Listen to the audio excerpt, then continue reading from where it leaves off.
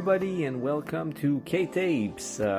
It's been a long time that I haven't made a video about videotapes. I know I spoke about like little cafe last time and things like that, but I'm getting back into showing you some tapes, some new stuff this week. So it's very exciting because I went to Seoul last weekend. Well, considering it's almost Monday, well, actually last Saturday, doesn't matter. And I picked up about 12 tapes, and from that there's one that came through the mail. So I'm just gonna show you what I got recently, because actually it's been really slow, and that's the main reason I haven't showed you anything since a very long time.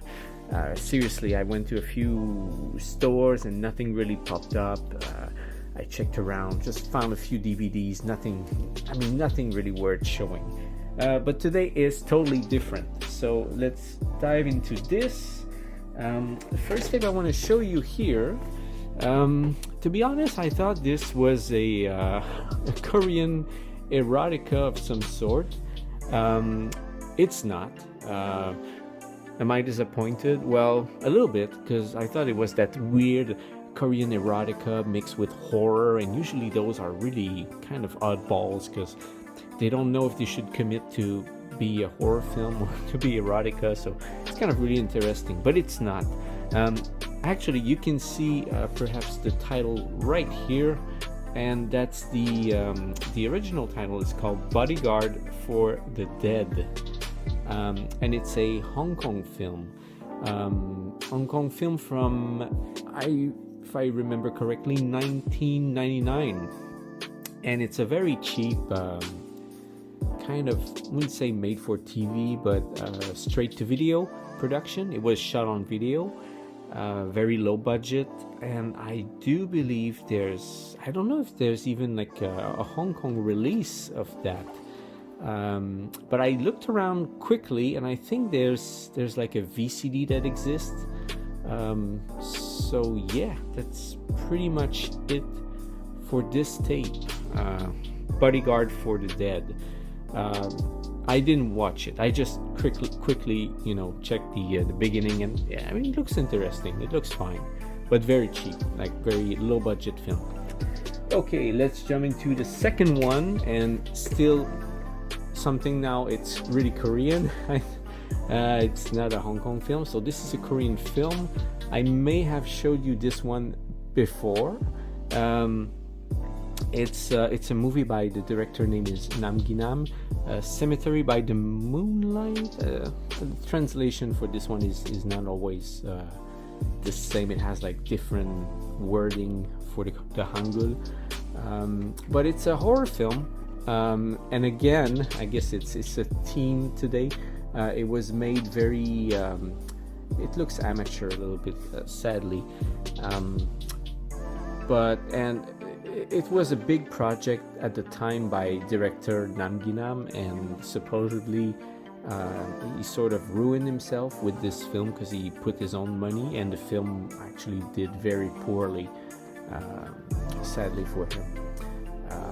Yeah, but it's a very good film to have, and as you can see, the spine and everything, this film is in perfectly like mint condition, which is quite hard to find, especially in the wild. Okay, let's jump to another one. What should I show you next? Okay, well, something that I showed you perhaps before. This is Cannibal Ferox, or I don't know how you pronounce it. I always said Ferox. Some people say Pharaoh. Anyway, Cannibal Ferox, and mother of all cannibal films, if not Cannibal Holocaust. It has like a very, very cool cover with very gruesome imagery right there. I mean, nothing really much more to say about this film, although the cover is pretty cool.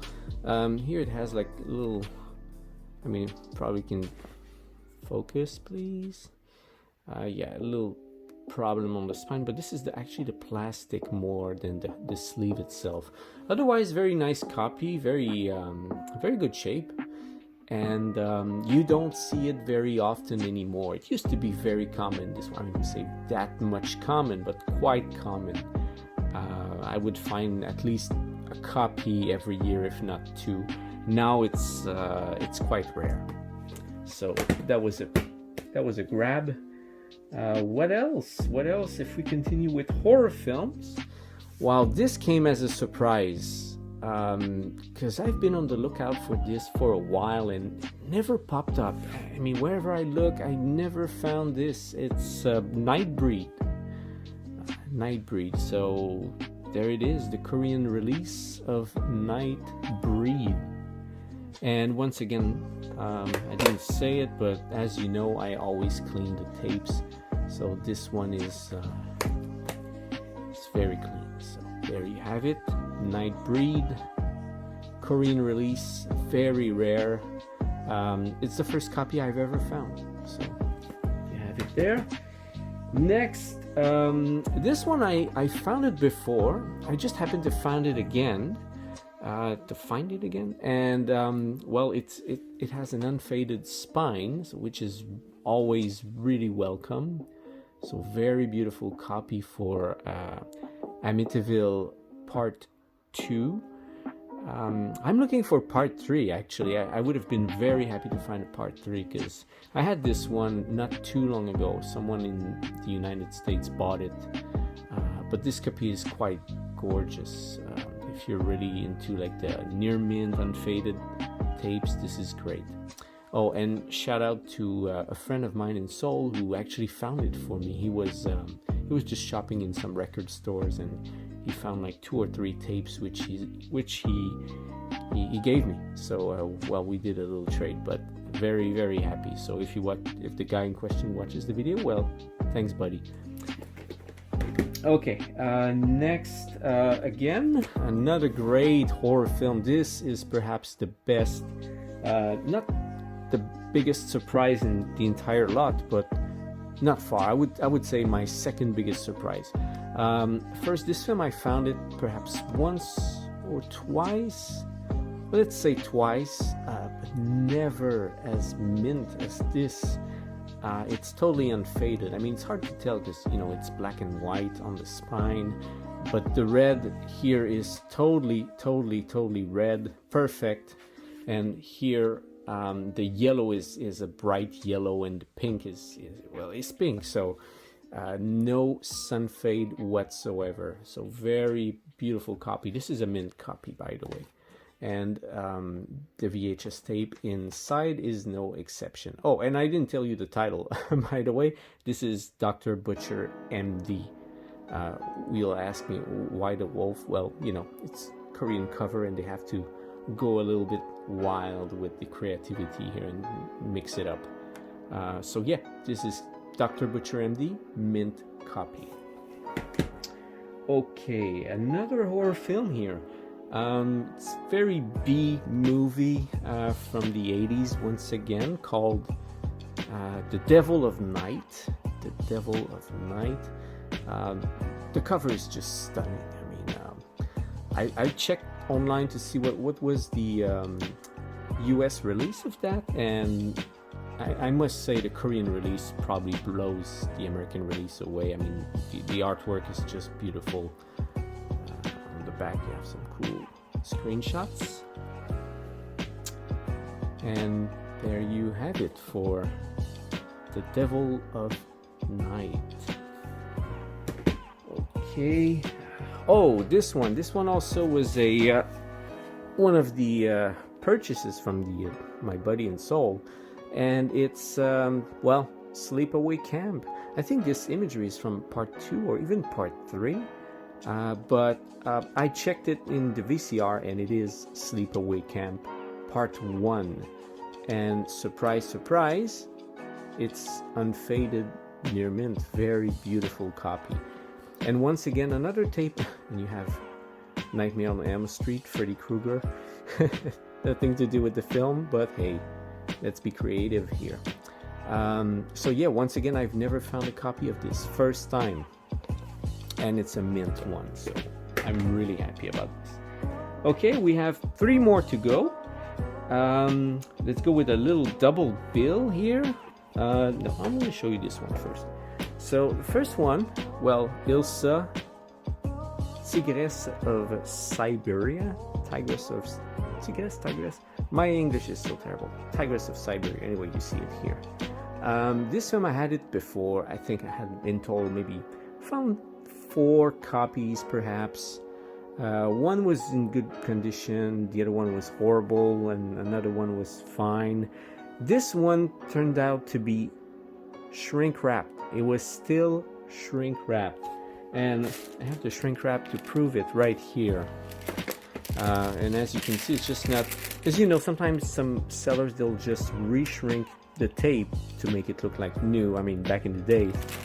But here you can tell, even has the company logo on the shrink wrap itself. So that was the shrink wrap. And you ask me maybe, oh, well, why did you remove the shrink wrap? It's more valuable, whatever.